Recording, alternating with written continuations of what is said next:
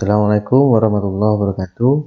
Pada kesempatan kali ini kita akan mempelajari tentang konsep dasar pengembangan bahan ajar akidah akhlak, yang di dalamnya berisi tentang pengertian pengembangan bahan ajar akidah akhlak, tujuan, macam-macam, sumber-sumber, prinsip-prinsip, serta kebijakan-kebijakan terkait dengan pengembangan bahan ajar akidah akhlak. Pertama, sebelum kita mempelajari tentang pengertian pengembangan bahan ajar akidah akhlak, terdapat beberapa istilah yang mirip, diantaranya media. Media adalah segala sesuatu yang dapat mengantarkan pesan dari pengirim kepada penerima, atau yang mengantarkan materi dari guru kepada siswa, itu disebut media. Kemudian sumber belajar, yaitu segala sesuatu yang dapat menghasilkan pesan. Kata kuncinya adalah menghasilkan. Sedangkan bahan ajar adalah segala sesuatu yang berisi pesan, yang dapat dimanfaatkan guru dalam pembelajaran. Ketiga istilah ini harus dibedakan supaya tidak rancu di dalam memahami terkait dengan bahan ajar akidah akhlak. Kalau media, kata kuncinya yaitu mengantarkan, artinya media itu sebagai perantara saja supaya materi atau pesan dari guru itu tersampaikan kepada siswa. Sedangkan sumber itu adalah yang menghasilkan. Sumber belajar itu berisi informasi-informasi berarti. Sedangkan bahan atau bahan ajar itu segala sesuatu yang berisi pesan. Jadi tidak hanya sekedar materi saja, tapi juga di situ ada seperangkat dapat dijadikan sebagai bahan dalam pembelajaran. Pengertian pengembangan bahan ajar akidah akhlak itu pertama, bahan ajar merupakan seperangkat materi atau pesan yang disusun secara sistematis, baik tertulis maupun tidak tertulis, sehingga tercipta suasana yang memungkinkan siswa untuk belajar. Kemudian pengembangan bahan ajar merupakan upaya penyusunan bahan ajar baik yang berupa bahan tertulis maupun tidak tertulis oleh guru untuk menunjang kegiatan belajar mengajar di kelas. Ini dijelaskan bisa bahan tertulis maupun tidak tertulis. Nanti akan dijelaskan terkait dengan ini pada slide tentang macam-macam bahan ajar. Dan akidah akhlak menekankan pada kemampuan memahami tentang keimanan dan keyakinan dalam Islam. Sedangkan akhlak menekankan pada pembiasaan untuk menerapkan dan menghiasi diri dengan akhlak yang terpuji, serta menjauhi atau menghindari diri dari akhlak yang tercela. Ini adalah pengertian-pengertian istilah penting dalam pengembangan bahan ajar akidah akhlak. Kemudian tujuan pengembangan bahan ajar akidah akhlak yang pertama adalah memudahkan guru dalam melaksanakan pembelajaran, sehingga guru tidak hanya monoton menggunakan ceramah saja tanpa adanya bahan ajar. Kemudian membantu siswa dalam mempelajari materi. Dengan adanya bahan ajar ini pastinya siswa akan lebih mudah dalam memahami atau mempelajari materi. Berbeda dengan hanya dari guru saja tanpa adanya bahan ajar yang lain. Kemudian menyediakan berbagai pilihan bahan ajar. Nanti akan dijelaskan macam-macam bahan ajar sehingga siswa itu dapat memilih. Begitu juga dengan guru dapat memilih bahan ajar yang sesuai dengan jenis-jenis materi yang diajarkan. Karena materi itu jenisnya banyak sekali, ada yang bersifat fakta, ada yang bersifat prinsip, ada yang prosedural, dan lain-lain. Itu disesuaikan juga dengan bahan ajar yang digunakan. Kemudian kegiatan pembelajaran menjadi lebih menarik. Pembelajaran menarik dan menyenangkan, pastinya siswa akan senang dalam belajar. Ketika siswa sudah senang dalam belajar, materi atau pesan yang disampaikan pasti akan mudah dipahami dan tersampaikan kepada siswa. Selanjutnya terkait dengan macam-macam bahan ajar. Di dalamnya ada 4 kategorisasi macam-macam bahan ajar. Yang pertama, bahan ajar cetak, kemudian bahan ajar dengar atau audio, kemudian audio visual atau dengar dan pandang, dan yang terakhir adalah bahan ajar interaktif, dan di dalamnya multimedia juga masuk di dalamnya. Bahan ajar cetak itu meliputi handout, buku, modul, lembar kerja siswa, brosur, foto, dan lain-lain. Kemudian bahan ajar dengar itu diantaranya kaset, radio, piringan hitam, recording, dan lain-lain. Bahan ajar audiovisual itu diantaranya video pembelajaran, video scrap, film, VCD, dan lain-lain. Dan yang terakhir adalah bahan ajar interaktif. Di dalamnya terdapat CD interaktif, kemudian komputer based, disk komputer, dan lain-lain. Ini adalah macam-macam bahan ajar yang digunakan, harus menyesuaikan dengan jenis materi yang diajarkan, sehingga materi tersebut mudah tersampaikan kepada siswa. Dan selanjutnya adalah sumber-sumber bahan ajar akidah akhlak. Di antaranya yaitu ajar akidah akhlak dapat melalui sumber buku teks. Buku teks ini banyak sekali jenisnya, bisa buku referensi, kemudian buku populer, dan yang paling wajib juga adalah buku guru dan buku siswa.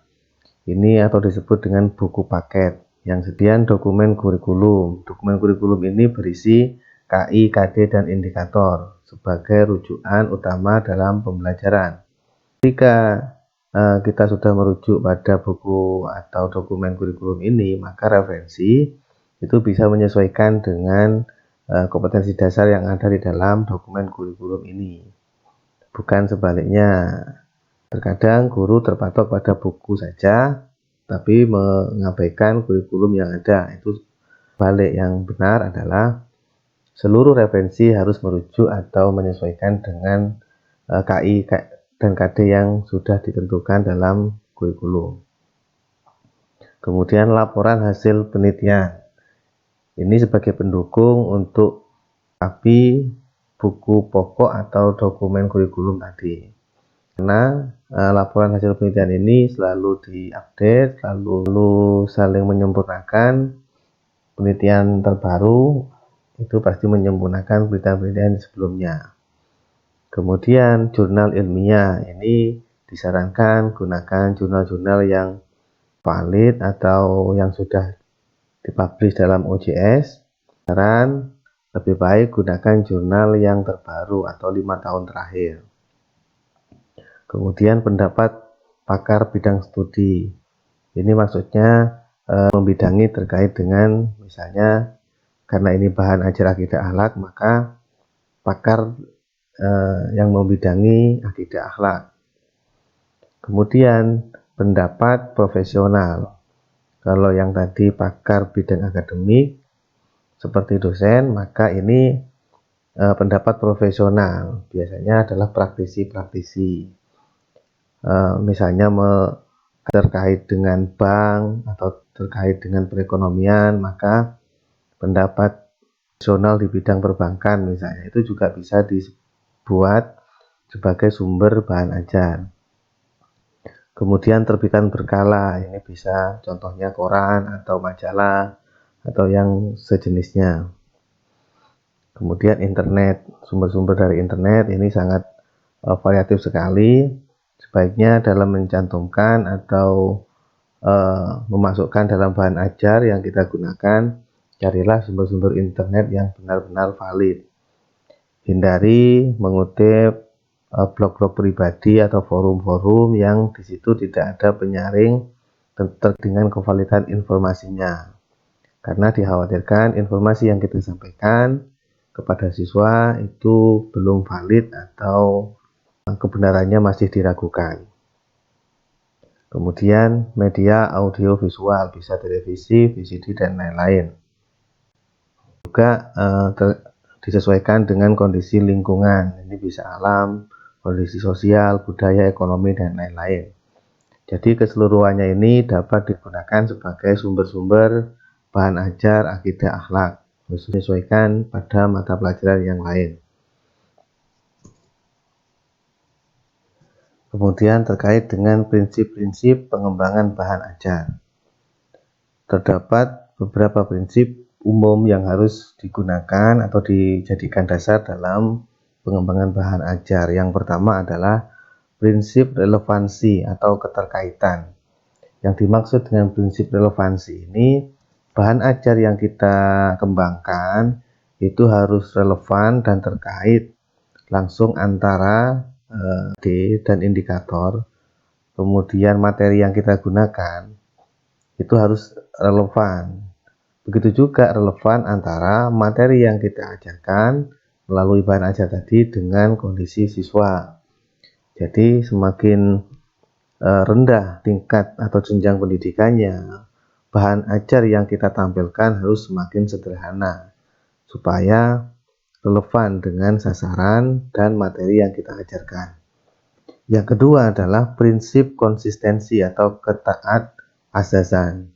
Artinya, kalau memang indikatornya ada 4 misalnya, maka yang dibahas dalam bahan ajar juga harus membahas 4 itu dengan seimbang. Jangan sampai misalnya indikatornya ada 4, yang dibahas di dalam bahan ajar itu hanya 2 atau 3, itu berarti tidak konsisten. Begitu juga dengan struktur atau alokasi waktunya, misalnya harus seimbang dan konsisten antara materi atau banyaknya indikator dengan jumlah alokasi waktu yang dibutuhkan, harus disesuaikan. Yang ketiga adalah prinsip kecukupan dan memadai. Dalam bahan ajar itu jangan sampai misalnya tidak seimbang, misalnya materinya banyak atau indikatornya banyak tapi kita sampaikan pada waktu yang sangat singkat, atau sebaliknya materinya terlalu sedikit kita sampaikan dengan jumlah alokasi waktu yang terlalu panjang, itu tidak memadai atau tidak sesuai dengan prinsip kecukupan. Harus proporsional. Misalnya di situ ada indikator banyak, maka kita buat bahan ajar misalnya dalam bentuk video, ya jangan sampai hanya dalam satu video, bisa dibagi menjadi 2 atau 3 video pembelajaran, misalnya seperti itu. Ini adalah prinsip-prinsip umum yang harus diikuti dan dijadikan landasan dalam pengembangan bahan ajar. Selanjutnya adalah kebijakan terkait dengan pengembangan bahan ajar akidah akhlak, khususnya di madrasah. Mengembangkan bahan ajar akidah akhlak khususnya di madrasah harus merujuk pertama PP nomor 13 tahun 2015 tentang perubahan kedua atas PP nomor 19 tahun 2005 tentang Standar Nasional Pendidikan.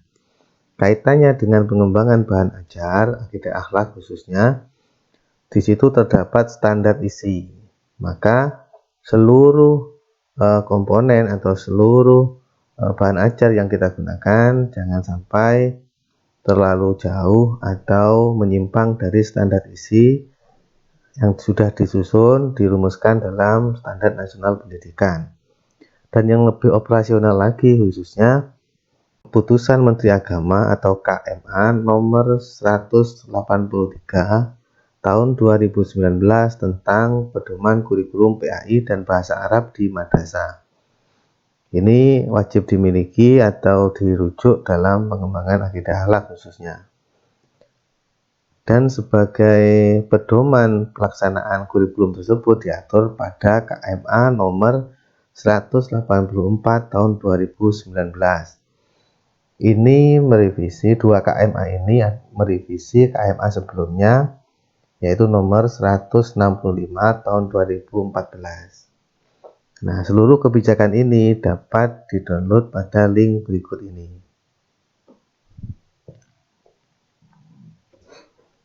Nah, jadi pertama kali sebelum kita mengembangkan bahan ajar akidah akhlak, sebelum mencari referensi berupa buku dan lain-lain, maka yang wajib kita kaji dahulu atau kita analisis yaitu KMA nomor 183 tahun 2019. Di situ dicantumkan KI, KD-nya di setiap mata pelajaran, khususnya akidah akhlak. Di situ juga mata pelajaran lain yang termasuk pada rumpun PAI dan juga bahasa Arab. Terakhir ada sebuah ungkapan yang bisa kita renungkan, yaitu siswa tidak peduli betapa pintarnya seorang guru. Yang mereka pedulikan adalah seberapa peduli guru tersebut terhadapnya. Jadi guru pintar saja atau guru cerdas saja tidak cukup, tapi yang siswa pentingkan, yang siswa perhatikan adalah kepedulian kita terhadap mereka. Ini perlu kita renungkan dan kita terapkan. Mungkin cukup dari saya, semoga bermanfaat. Terima kasih dan mohon maaf apabila ada sajian yang kurang berkenan. Assalamualaikum warahmatullahi wabarakatuh. Terima kasih sudah menonton videonya. Jangan lupa like, komen, dan subscribe.